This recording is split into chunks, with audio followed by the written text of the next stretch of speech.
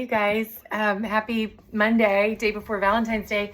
I'm going to work on something with you today that's really super easy, and it's something that's so easy that I've embedded it in one of my other videos in the past, but it's kind of, it's one of those things that's good to know how to do, and so I want to do it with you.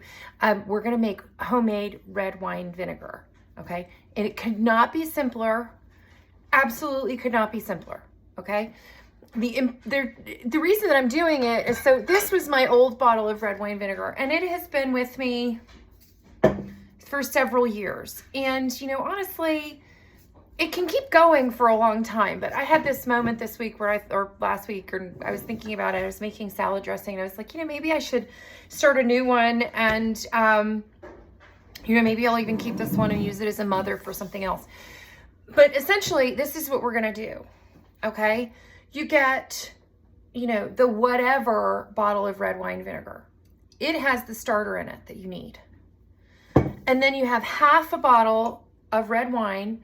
Get something with a screw cap. Get something that is pretty lean and clean, not super sugary, not super oaky. And that's going to be kind of a hard mission when you're looking at, screw cap wine.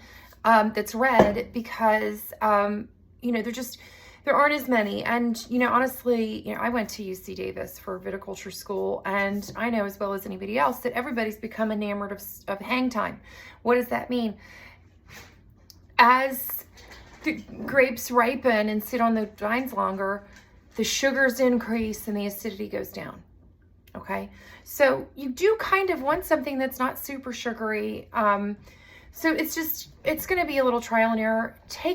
Use something that you wouldn't mind drinking, but don't do something that's really nice, okay? I mean, that's kind of one of the rules with cooking wine anyway. And so essentially, this is how simple this is. Oh, and I should hold on, let me get a funnel. This is how easy this is. The red wine vinegar comes in like a 375 ml bottle, okay? This is a 750 ml, right?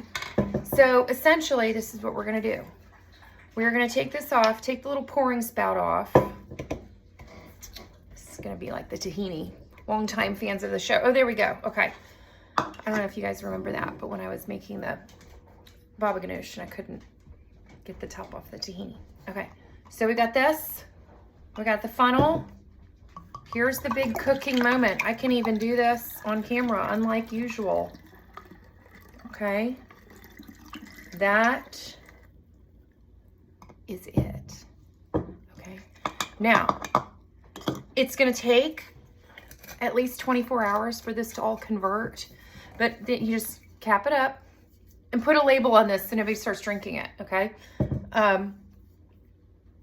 Over about a period of 24 hours, this is going to convert to all vinegar. And then as, you use it, you can add little leftover bits of wine here and there. And that's how you keep it going.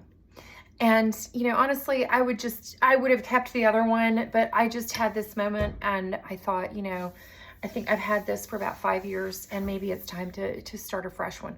And that's it. And it's so much better than this stuff. And you can't really get good red wine vinegar. It's sort of like bad red wine vinegar and like really, really high-end red wine vinegar or balsamic vinegar. And balsamic vinegar is not the same thing.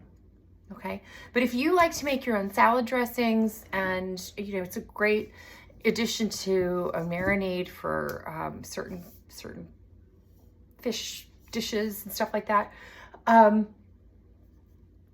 You need something better than this guy, okay? And this works. Just remember, don't use bad wine. Don't use spoiled wine. Don't use wine that tastes terrible to you, okay? Because then it's not going to make good vinegar either.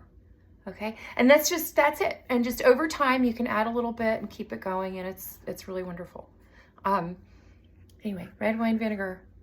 I hope you guys have a wonderful Valentine's Day tomorrow.